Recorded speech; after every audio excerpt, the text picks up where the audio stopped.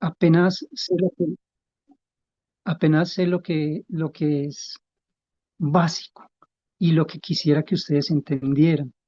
Entonces hay algunos principios de interpretación profética, bíblica, que si uno no se aparta de esos principios, hermanos, pues uno no va a llegar a conclusiones erradas. Porque la Biblia uno puede cogerla y sacarle alegorías y sacarle muchas aplicaciones, pero hay un principio que es especial para entender la Biblia y hay varios principios también, como el historicista, ¿cierto? Los símbolos, saber cuándo la Biblia está hablando de forma simbólica, cuándo está hablando en parábolas, eh, mirar también cuando hay un texto que está dirigido a ciertas personas. Y siempre, hermanos, que nosotros leamos la Biblia, hay que leer arribita y para abajito también, es decir, texto con el contexto. Y nosotros sabemos, hermanos, que el autor de la Biblia es Dios mismo. El mismo que inspiró al apóstol Pedro fue el mismo que inspiró al apóstol Juan, fue el mismo que inspiró al apóstol Pablo y el mismo que inspiró a los profetas del Antiguo Testamento, a Daniel, a Isaías, el mismo que inspiró a Moisés para escribir, el mismo que inspiró a David. Así que el autor de la Biblia es Dios mismo. Por eso es que Satanás se ha empeñado en ridiculizar la Biblia, en hacer que la gente no crea en la Biblia. Y nosotros sabemos que él ha tomado el brazo, un brazo enemigo, el brazo de Roma, para que la gente no crea en la Biblia. Por eso ustedes ven que desafortunadamente los hermanitos que van a la iglesia popular, pues normalmente durante muchos años no se les enseñó a llevar una Biblia en la mano. Y entonces veían a las personas con la Biblia y trataban de ridiculizarlo, ¿cierto? Y hay gente, hermanos, que hoy en día les da pena llevar la Biblia. No, hermanos, es la palabra de Dios. Dicen, no me avergüenzo del Evangelio porque es poder de Dios para salvación de todo aquel que cree. Así que la misma señora White también nos recomienda que es necesario que estudie la palabra de Dios. El Señor Jesús dice, escudriñen las escrituras porque ellas dan testimonio de mí. Tenemos la palabra profética más segura, dice el apóstol Pedro en 1 de Pedro 1:19, a la cual hacéis bien en estar atentos a ella como una antorcha que alumbra en lugar oscuro. Y el Señor Jesús nos invita a que estudiemos también el libro de Apocalipsis. Y la señora Guay lo dice, estudiesen especialmente el libro de Daniel de Apocalipsis porque es mensaje para hoy. Apocalipsis capítulo 1, versículo 3 nos dice, bienaventurados los que, ¿qué? Bienaventurados los que oyen las palabras de esta profecía y guardan las cosas en ella escrita, porque el tiempo es cerca, hermanos. El tiempo está cerca. Así que, ¿para qué Dios nos dio la profecía? Y realmente toda la Biblia es profecía, hermanos. Pero la Biblia Dios nos la dio para que nosotros satisfagamos nuestra curiosidad, ¿no? O solamente porque que va y estudia la Biblia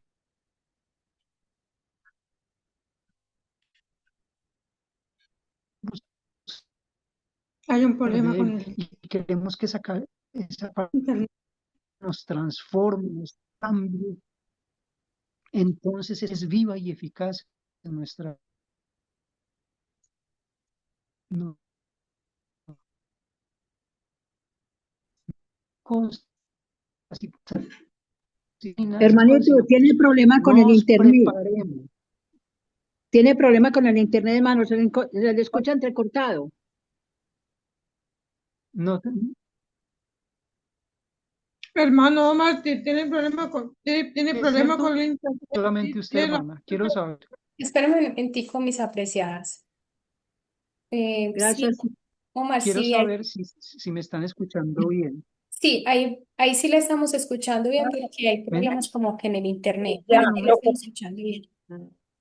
Sí, ya. yo también escucho todo entrecortado, hermanitos. Es- Cierre. Lo escucha entrecortado, hermano. No se le entiende casi Bueno, ¿qué hacemos entonces? Vamos, Voy a vamos, hermano, ya se le está escuchando. poner mío en datos. ¿Sí? Datos. Listo, me avisan.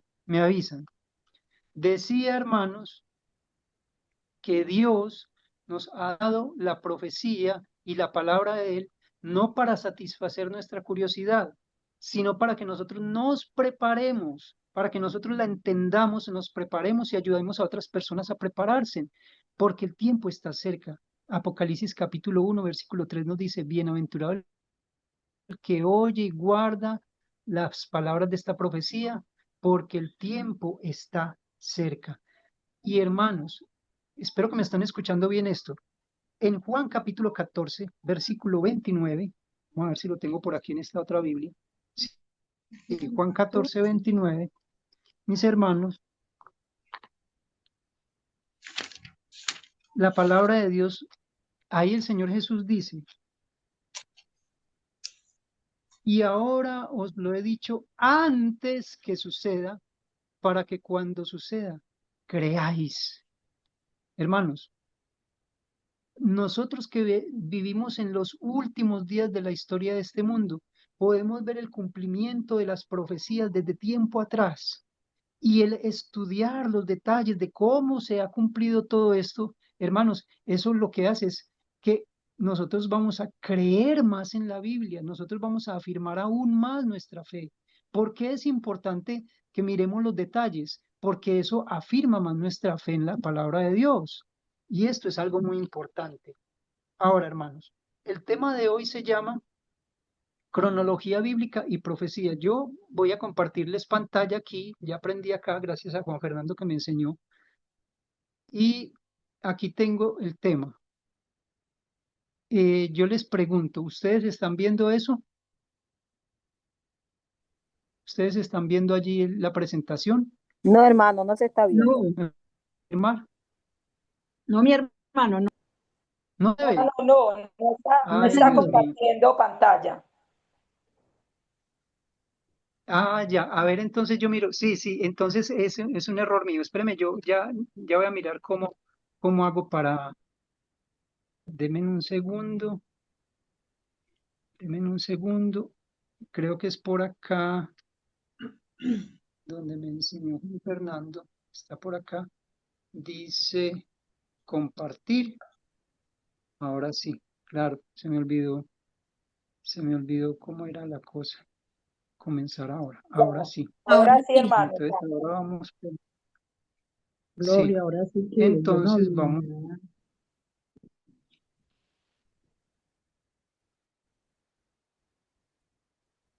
acá, listo. Entonces, cronología bíblica y profecía. Vamos a ver si me puedo devolver un poquito. No me puedo devolver, pero no importa. Dejémoslo hasta ahí. Bueno, ¿cómo comenzó todo, hermanos? Nosotros tenemos en este momento una línea de tiempo. Miren, para que nosotros podamos entender lo que son las profecías y en general toda la Biblia, necesitamos empezar desde el principio, ¿sí? Entonces nosotros aquí hemos demarcado una línea de tiempo, que es esa línea negrita que ustedes ven ahí. ¿La pueden ver, verdad?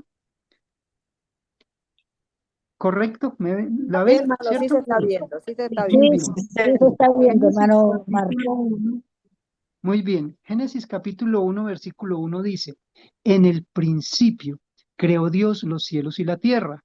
Pero sigue diciendo, y la tierra estaba desordenada y vacía, y las tinieblas estaban sobre la faz del abismo, y el Espíritu de Dios se movía sobre la faz de las aguas.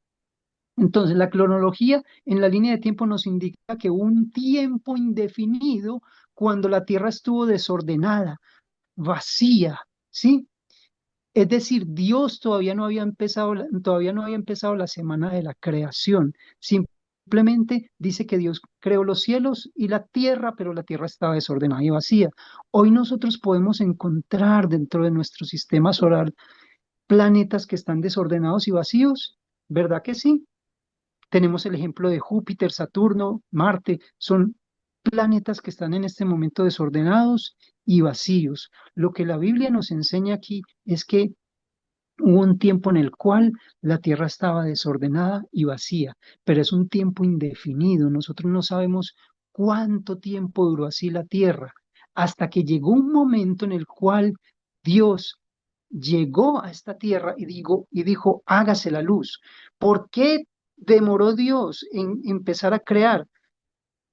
Quizás podemos pensar en que en ese momento en el cielo se había revelado Lucifer y entonces la obra de la creación del hombre se había en ese momento parado por el conflicto que había en el cielo, ¿cierto?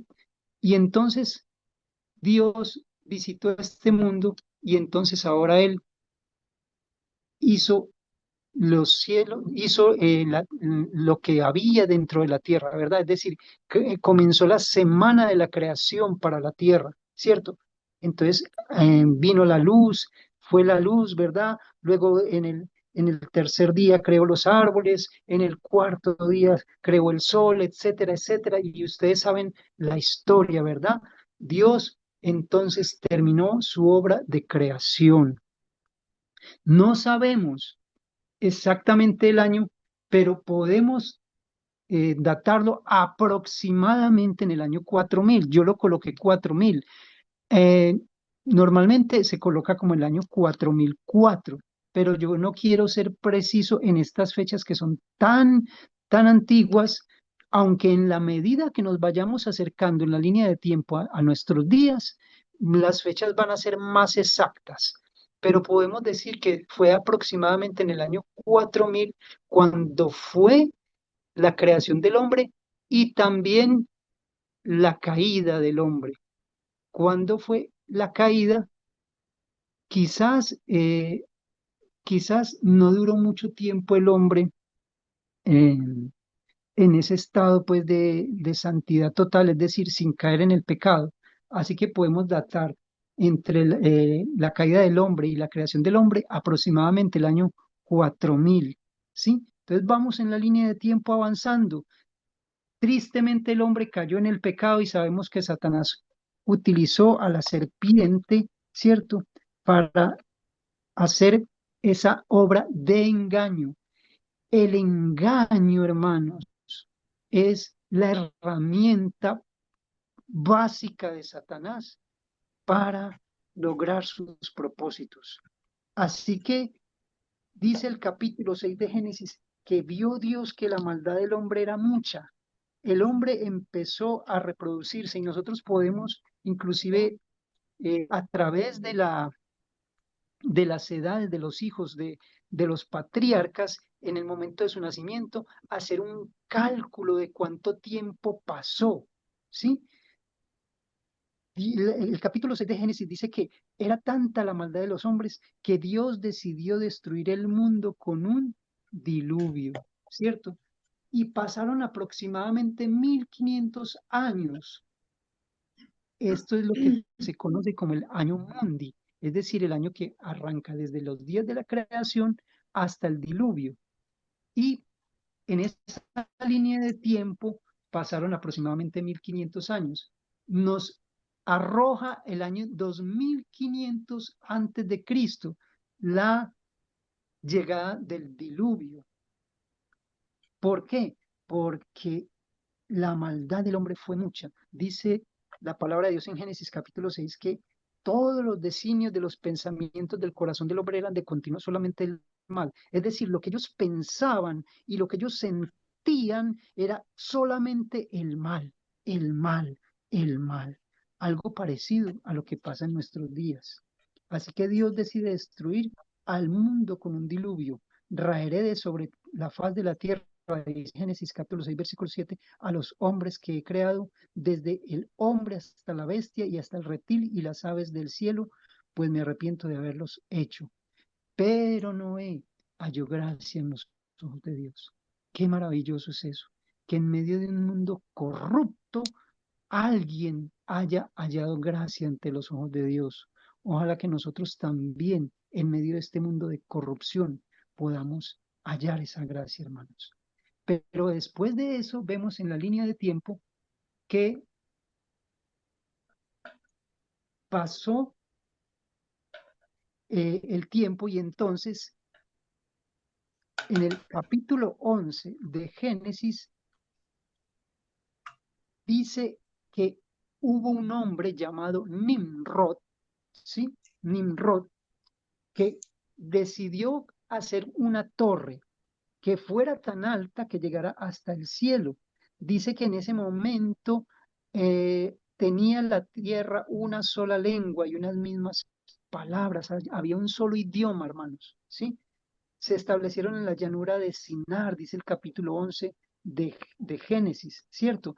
El versículo 4 dice, vamos, edifiquemos una ciudad y una torre cuya cúspide llegue al cielo y hagámonos un nombre, es decir, una identidad. Quisieron crear un nuevo orden mundial, quisieron desafiar a Dios que les había dicho espárzanse sobre la tierra, pero ellos dijeron no, vamos a estar en un solo punto, vamos a crear una torre que sea tan alta que llegue hasta el cielo, por si Dios envía otro diluvio, no nos vaya a matar a nosotros. Es decir, ellos no creyeron en la promesa que Dios le había dicho a Noé, de que jamás volvería a destruir este mundo con un diluvio. Y allí entonces dice que Dios descendió, dijo Jehová, descendamos y confundamos sus lenguas. Así que la Babel, ¿cierto? Es el origen no solamente de las razas, sino también de qué? De los idiomas. En el diluvio, hermanos, todas esas, lástima que no sé, creo que no me están viendo en este momento mi rostro, pero cuando Dios decide destruir este mundo con un diluvio, toda esa agua que estaba debajo, Génesis capítulo 2 dice que venía un agua que venía de abajo y subía en forma de vapor y regaba las plantas. Toda esa agua que estaba debajo, ese día dice que se rompieron las fuentes del abismo y esa agua surgió hacia arriba y entonces con un poder increíble todo eso subió y llenó toda la tierra de agua, y entonces las capas tectónicas se deslizaron formando los continentes. Y entonces, por eso hoy nosotros podemos asomarnos aquí a la ventana y vemos esas montañas, vemos los volcanes que crearon, se desordenó el clima por completo, surgieron los grandes abismos, todo eso surgió por causa del diluvio. Y entonces, hermanos, así fue como también ellos quisieron hacer esa torre, pero Babel, hermanos, como ven en esa gráfica, es el origen, la cuna del politeísmo. ¿Qué era lo que creían ellos, mis hermanos? Resulta que la mitología dice que Nimrod, o la historia dice que Nimrod, que fue el creador de esta ciudad, y no solamente de Babilonia, sino también de Nínive. Ustedes lo pueden leer en Génesis capítulo 10, versículo 8, cuando dice que Cus engendró a Nimrod, quien llegó a ser el primer poderoso de la tierra. Y entonces, él dice el versículo 10 que fue el comienzo de su reino Babel, Erec, Akkad, Cainé, dice ahí, en la tierra de Sinar. Y dice que de esta tierra salió también para Asiria y edificó Nínive, Rehobot, y bueno, y ahí sigue la lista de ciudades. Entonces, lo que dice la mitología es que Nimrod, que tenía una madre llamada Semiramis, a quien llamaban la reina del cielo, ¿cierto? Tuvieron a su hijo Tamuz. Y de allí viene lo del falso Mesías, el Mesías pagano, que lo podemos ver en diferentes culturas. Yo podría mostrarle mucha información acerca de eso, pero no hay tiempo.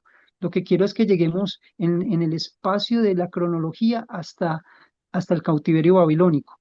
Pero sí quiero hablarles de esto, hermanos.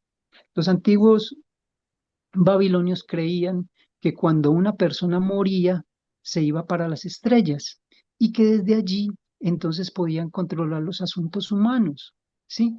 Ellos mirando el cielo, ¿cierto?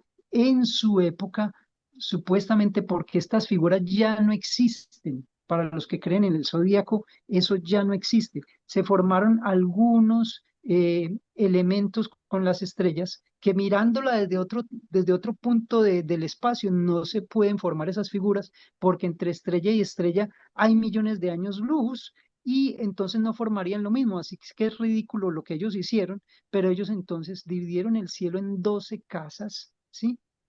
Y ellos fueron los creadores del sistema sexagesimal.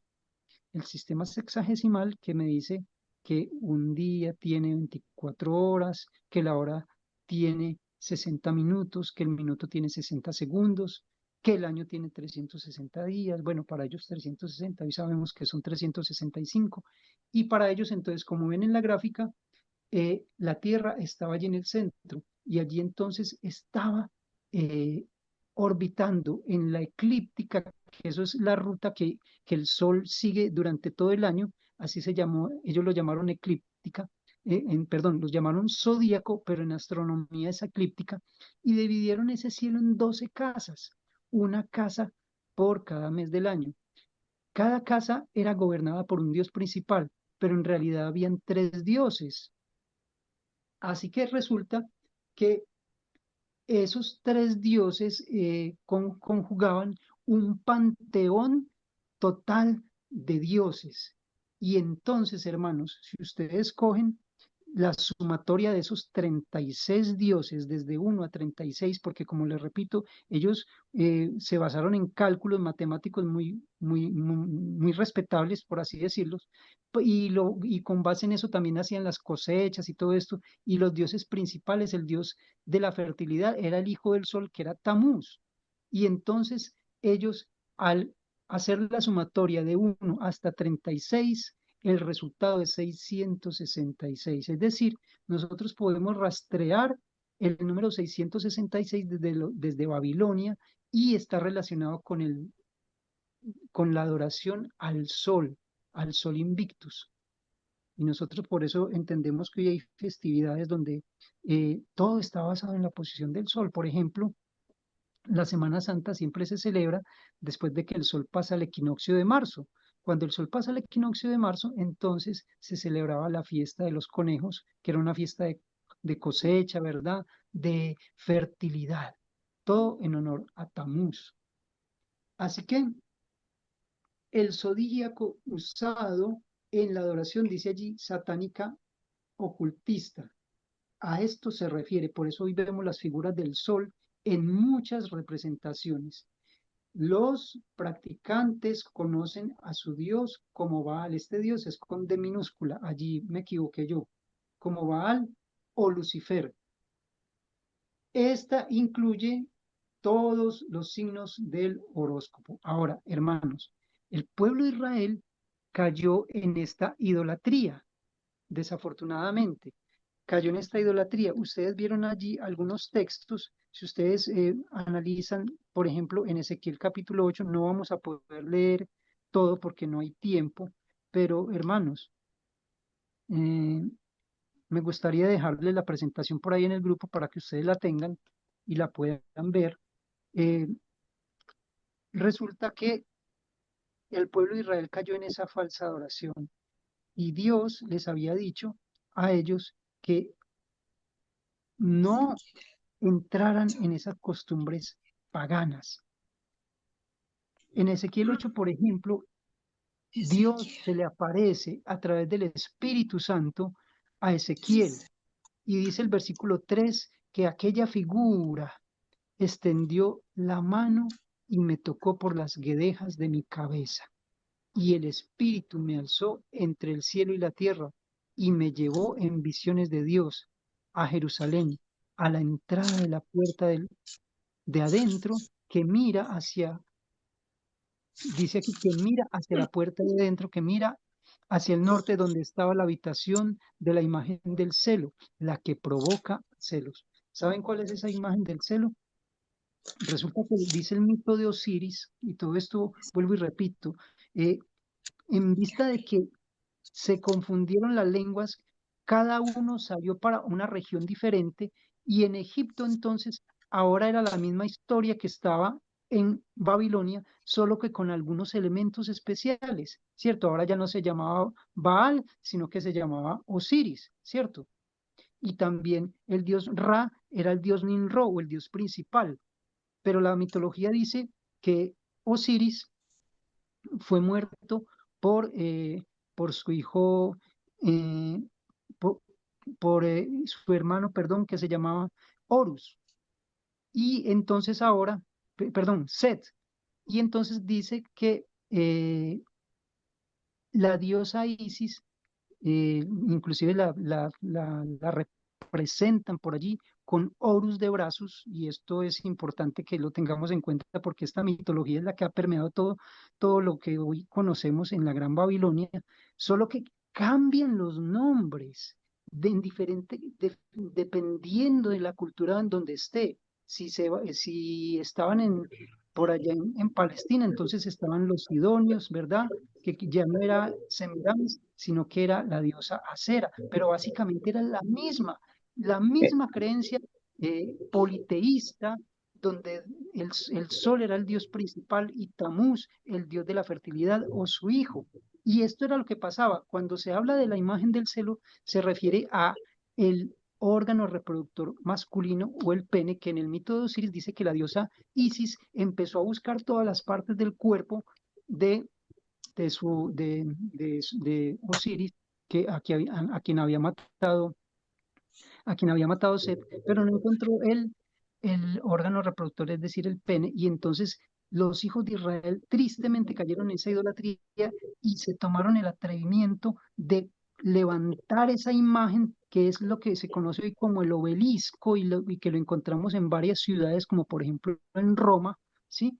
Y también en otros como en Argentina, y etcétera, y donde esto representa el órgano reproductor masculino o el dios de la fertilidad. Hermanos, tristemente esta idolatría cayó en el pueblo de Dios y había un sincretismo, es decir, que ellos creían en Baal y creían en Jehová, creían en Baal y creían en Jehová, algo parecido a lo que pasa hoy en día. Hay una combinación de lo falso con lo pagano. Dice Ezequiel capítulo 8, versículo 6, me dijo entonces, hijo de hombre, ¿no es que estos hacen las grandes abominaciones que la casa de Israel hace aquí para alejarme de mi santuario? Pero vuélvete a niveles, abominaciones mayores que estas.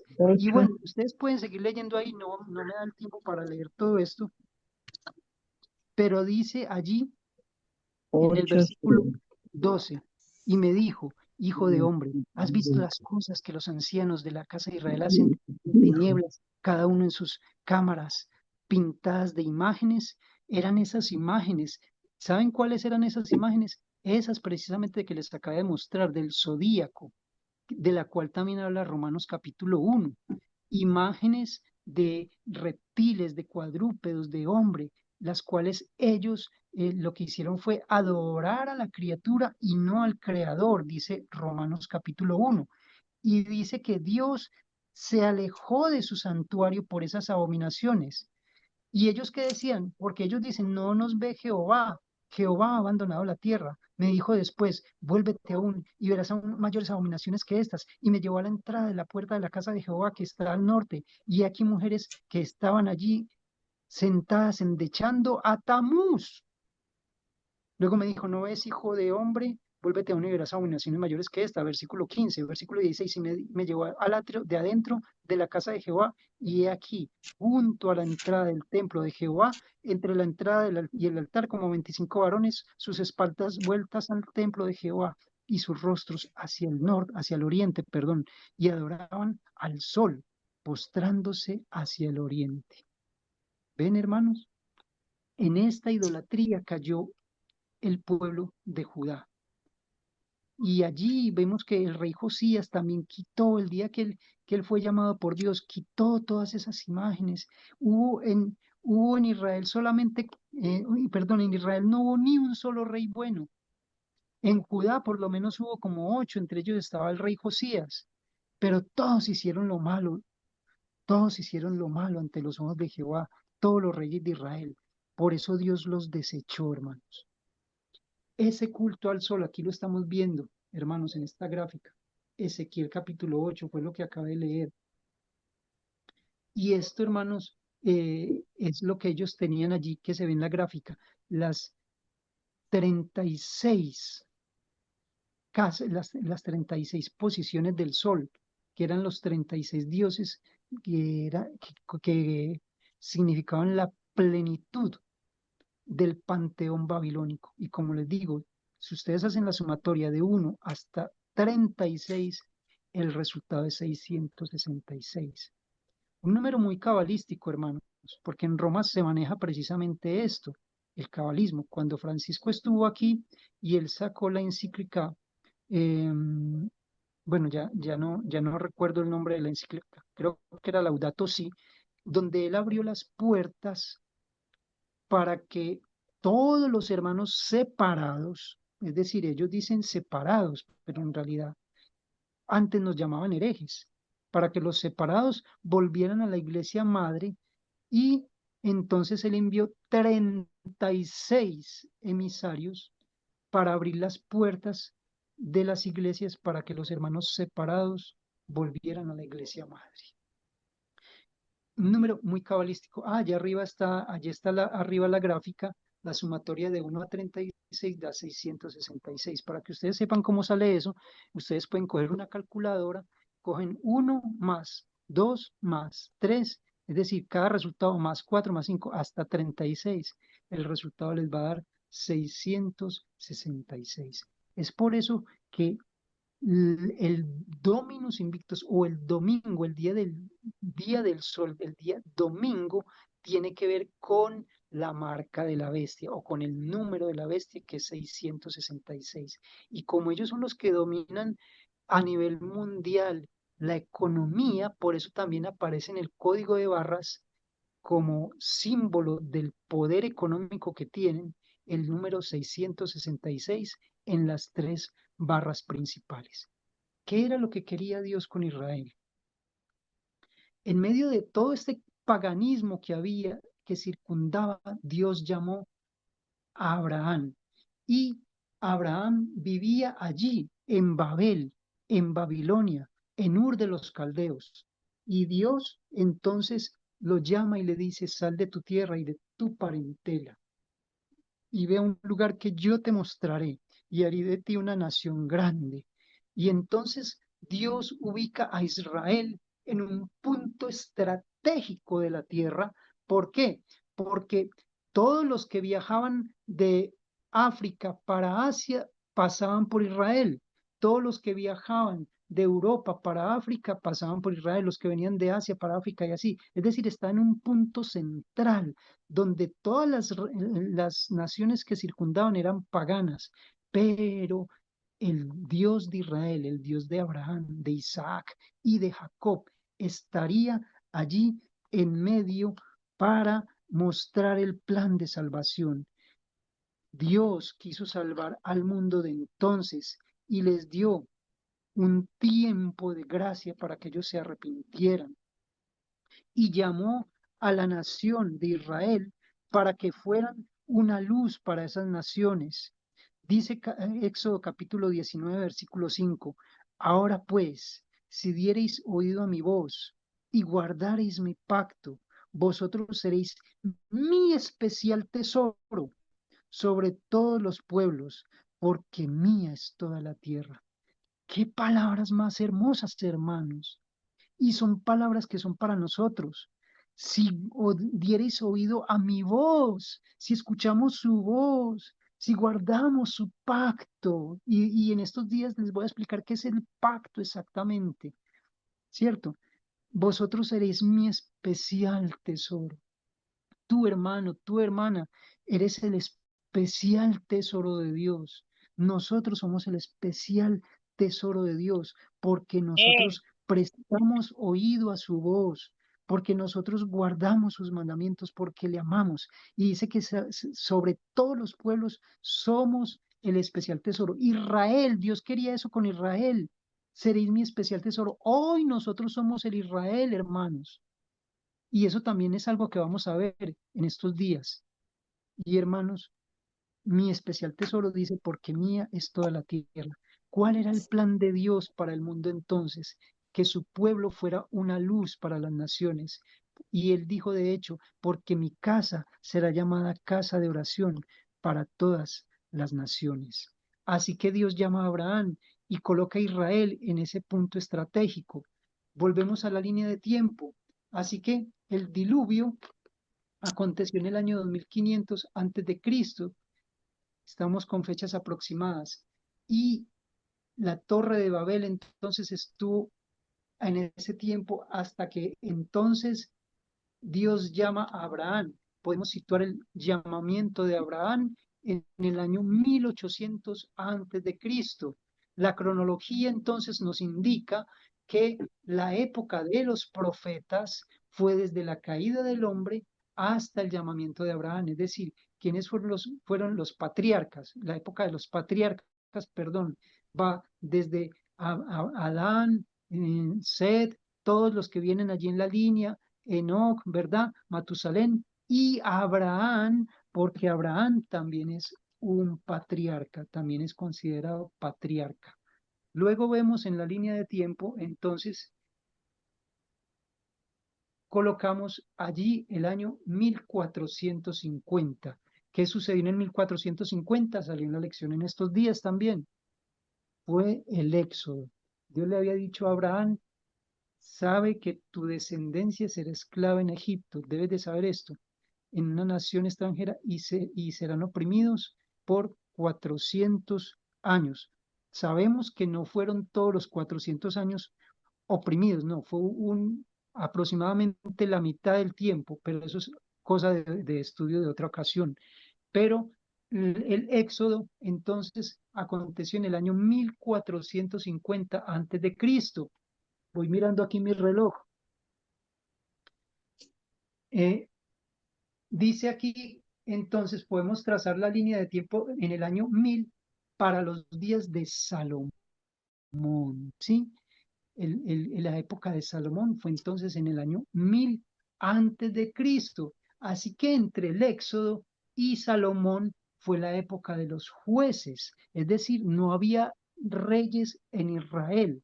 Y recordemos que para entonces estaba Israel unificado como un solo pueblo, pero cuando Salomón muere, la historia nos dice que entonces gobernó su hijo Roboam y las tribus se dividieron en las tribus del norte y solamente dos tribus abajo en el sur, que fueron Judá y Benjamín. Pero en la parte norte quedaron prácticamente todas las tribus de Israel, cuya capital era Samaria.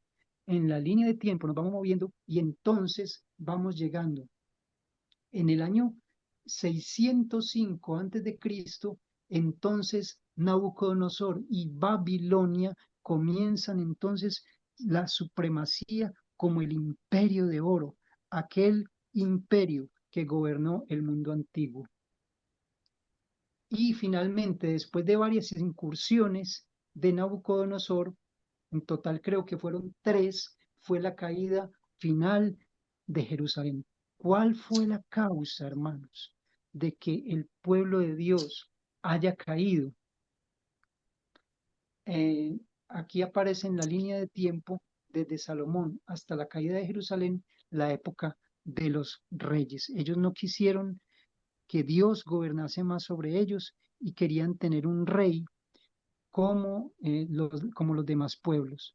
Todo lo que hemos visto hoy es simplemente un recuento para que nosotros tengamos esto presente para cuando nosotros queramos entender las profecías debemos de basarnos en la línea de tiempo y entonces así vamos entendiendo la palabra de Dios, hermanos. Es algo sencillo, pero es algo que es muy importante, hermanos. Dios finalmente, tristemente, desechó a Judá también, desechó a Israel, porque se fueron en pos de dioses, porque ustedes conocen la historia, por ejemplo, de Acab, que se casó con Jezabel, ¿sí? La religión de Dios se casó con la religión pagana. Y entonces es como cuando la iglesia se casa con el Estado, por así decirlo, cuando se une la corrupción con la religión.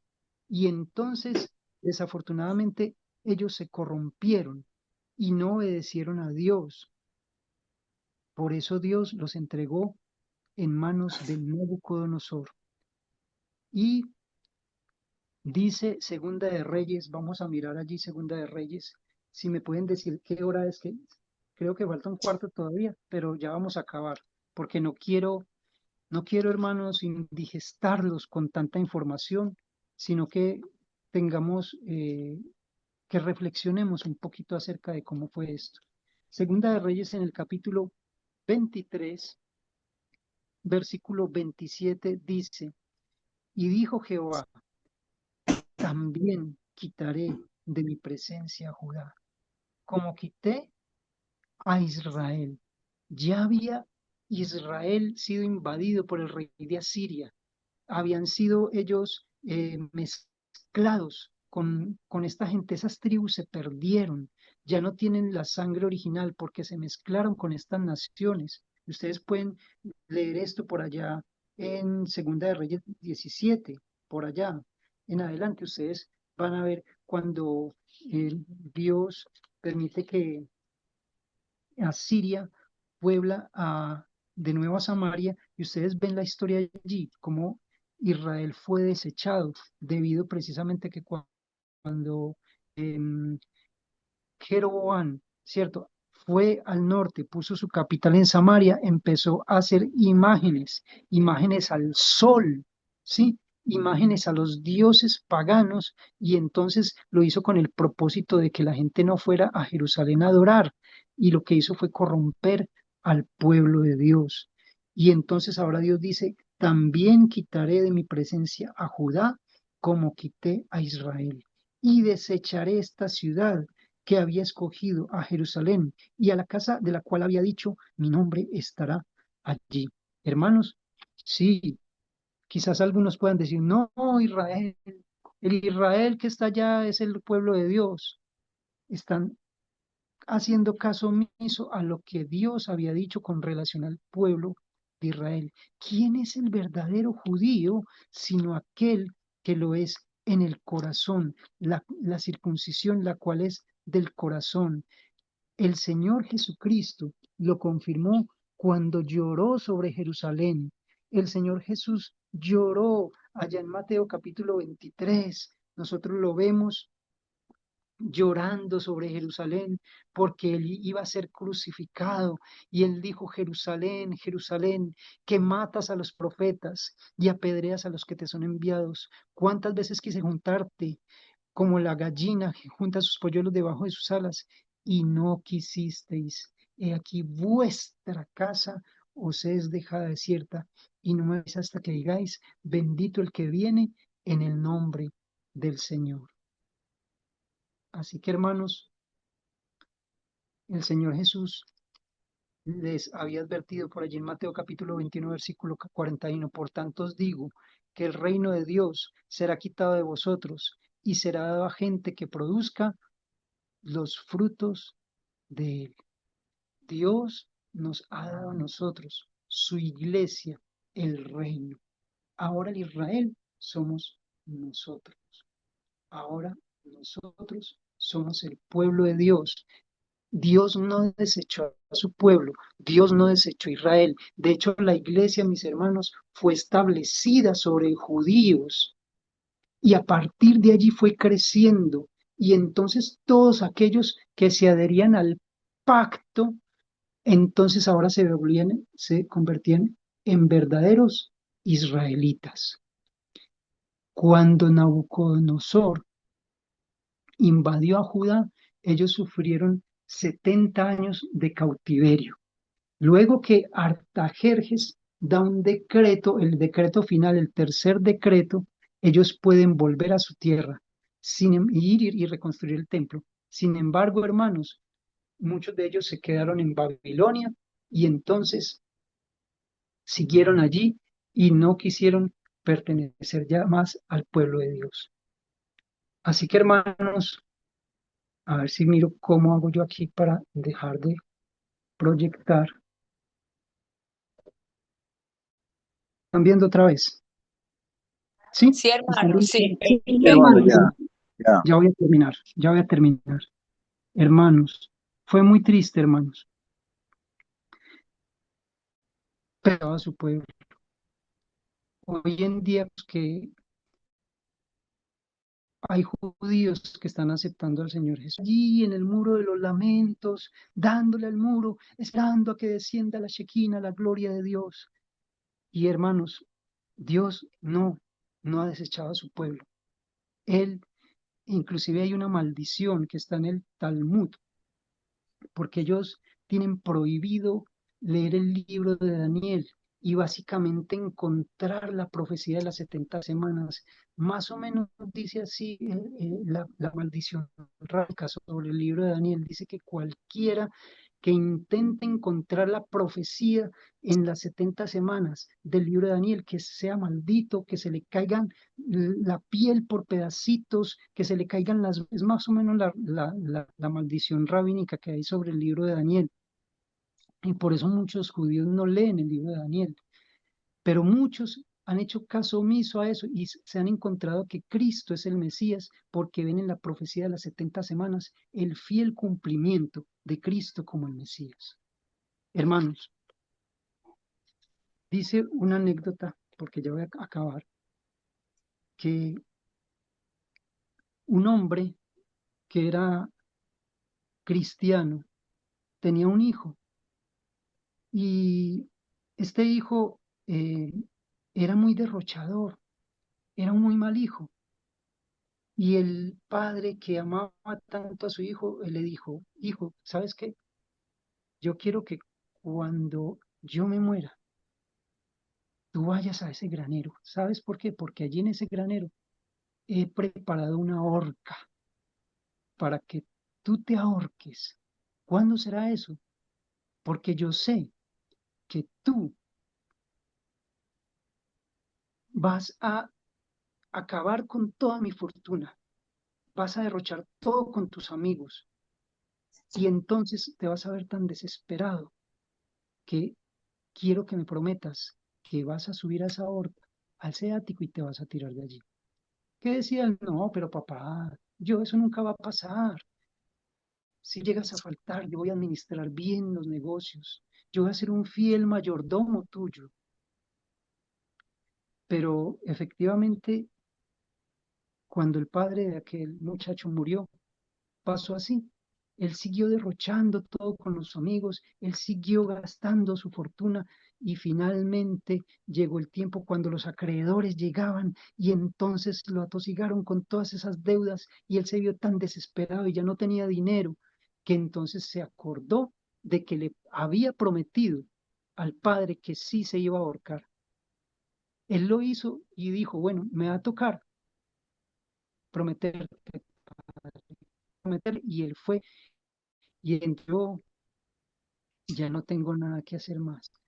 Aquí está esa horca, pero claro, mi padre, él subió al ático, él dijo, ciertamente mi padre tenía razón. Así que él se colocó en el cuello la cuerda para ahorcarse, ya desesperado por todo lo que estaba pasando, porque estaba ya en la miseria. Y entonces expresó, si tan solo tuviera una oportunidad más, pero no.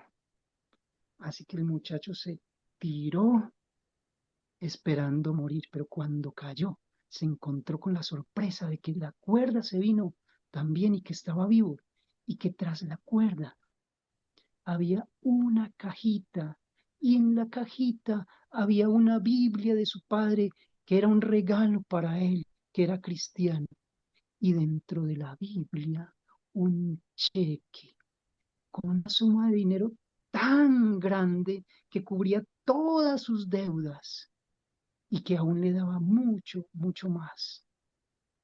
Y en la carta un mensaje que decía, esta es tu otra oportunidad. Esta es tu otra oportunidad. Si sus misericordias son nuevas cada mañana, que no nos pase lo que le pasó a Israel, que Dios los esperó durante tanto tiempo, pero ese pueblo tristemente rechazó a Cristo. Hoy nosotros somos el pueblo de Dios, llamados a predicar el mensaje de los tres ángeles, llamados a ser luz para las demás naciones. Que no nos pase lo que le pasó a Israel. Así que, hermanito, hermanita, ¿le fallaremos al Señor? ¿Cuántas oportunidades nos da Dios cada día? ¿Cuántos de nosotros queremos decirle al Señor Jesús, quiero que entres a mi corazón y quiero estar contigo siempre y no fallarte, Señor? No ser como el pueblo de Israel que te falló, y quiero aún pertenecer a ese pueblo que predica tu palabra y que anuncia tu verdad a todo el mundo y traer muchas personas a tu reino. ¿Cuántos queremos eso? Ojalá que sí. Amén. Amén.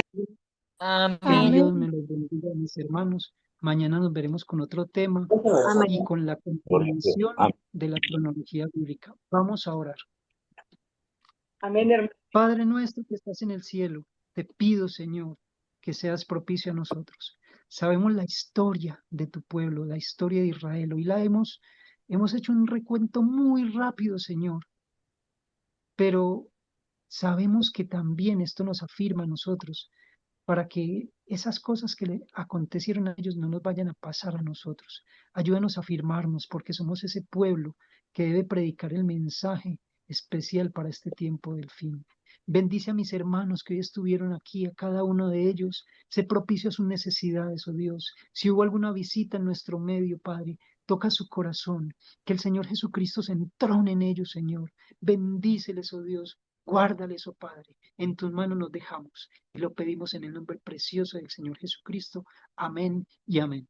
Un abrazo para todos y una feliz Muchas noche. gracias, hermano. Dios lo bendiga. Hasta mañana. Los esperamos a todos. Muchas gracias, mi hermano. Una feliz noche para todos.